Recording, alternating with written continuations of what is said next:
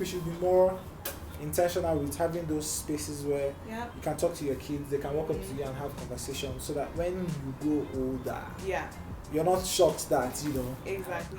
Perhaps it might be a case of the individual or the parent having to first go through some counseling, to sort through and work through that trauma from their own childhood. because if you leave them till when they are much older, Yeah. they will have formed these habits.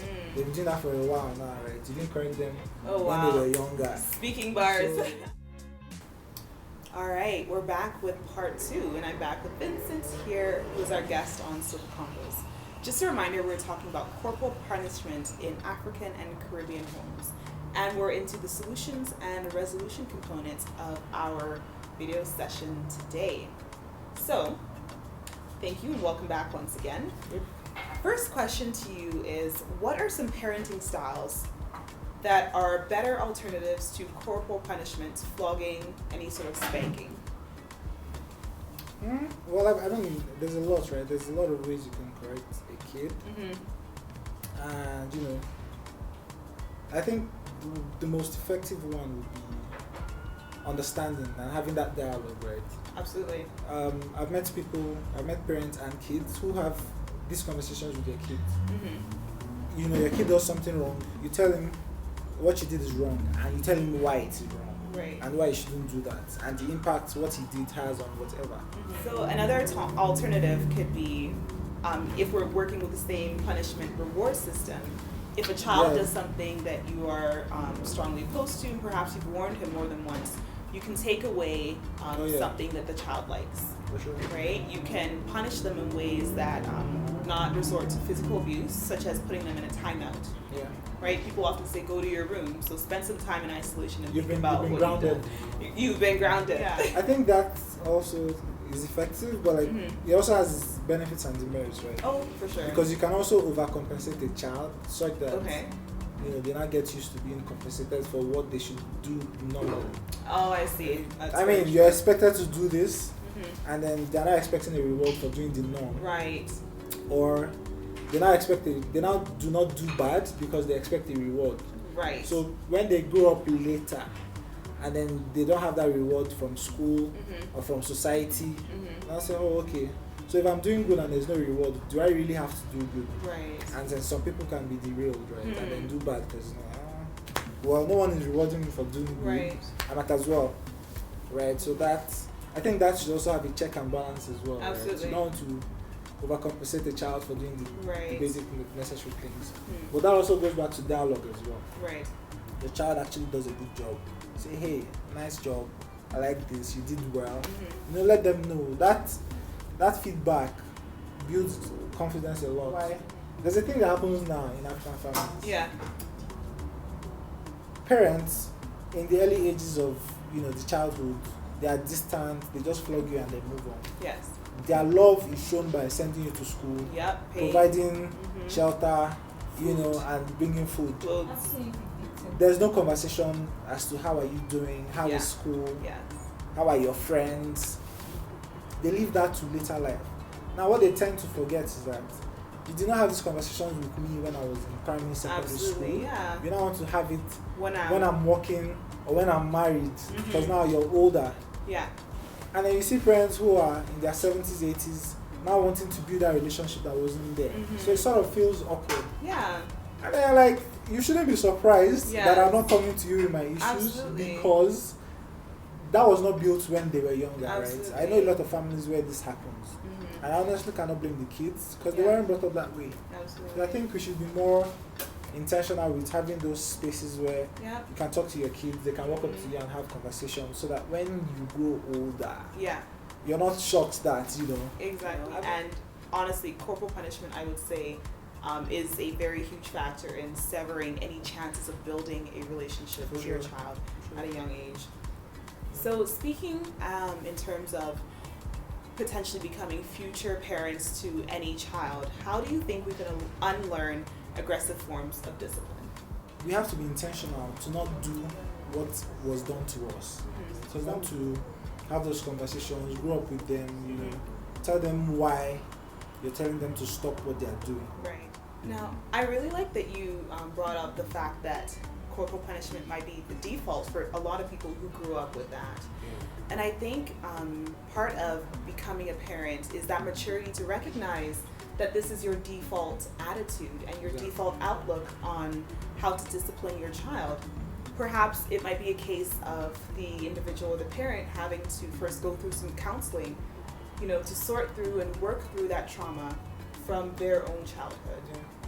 Right? We often mention generational curses to be broken. Generational patterns are also really relevant, and they can become problematic if they're perpetuated. Right? So if you find that you're not dealing with the trauma, so to speak, of corporal punishment in your childhood, perhaps it's a case of educating yourself and your partner on how to talk to your child, how to resolve conflicts with your child, how to discipline your child through parenting workshops, right? So we have a lot of those readily available. I think another thing parents should not do that was done in the past was shipping your kids off to boarding school. Oh, Nigerian boarding schools specifically. Exactly. Right. I think people relegated some form of parenting to boarding schools, to teachers, right? You find that, till now, I mean, it didn't happen to me, but I try to understand why you would ship your child to a school that is miles away in another state. To what end, and then they only come back. Sometimes they may not even come back during like breaks and stuff. Oh wow. They go to so do not relegate your parenting rights, right? Have them as close as possible. Have the time to nurture them. Have those conversations. Find out what's happening in their lives. Because if you leave them till when they are much older, they will have formed these habits. So really, much of the talk you're doing now is in vain because they've been doing that for a while now, right? You didn't correct them when they were younger. Speaking bars. So, yeah. So yeah, I mean that happened. Right? No, that's key. And I the key takeaway phrase I heard there was, or reserving or keeping your parenting rights, right? Exactly. Nobody should be parenting your child but you.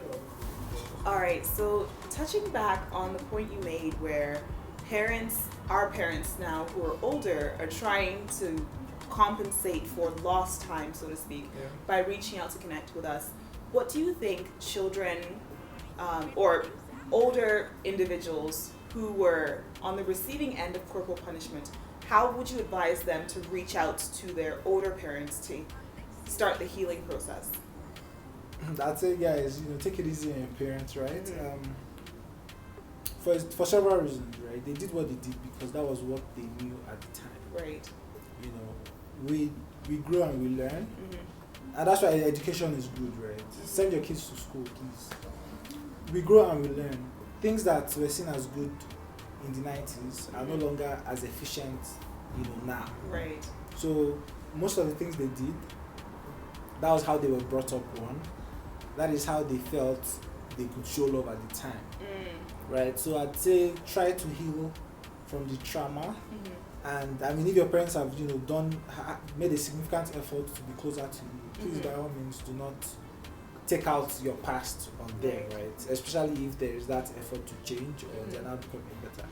All right, so last question: how about grown individuals, perhaps in their mid to late 20s, 30s? Living with their African and Caribbean parents who are still undergoing this oppression at the hand of their parents? What would you advise them to do?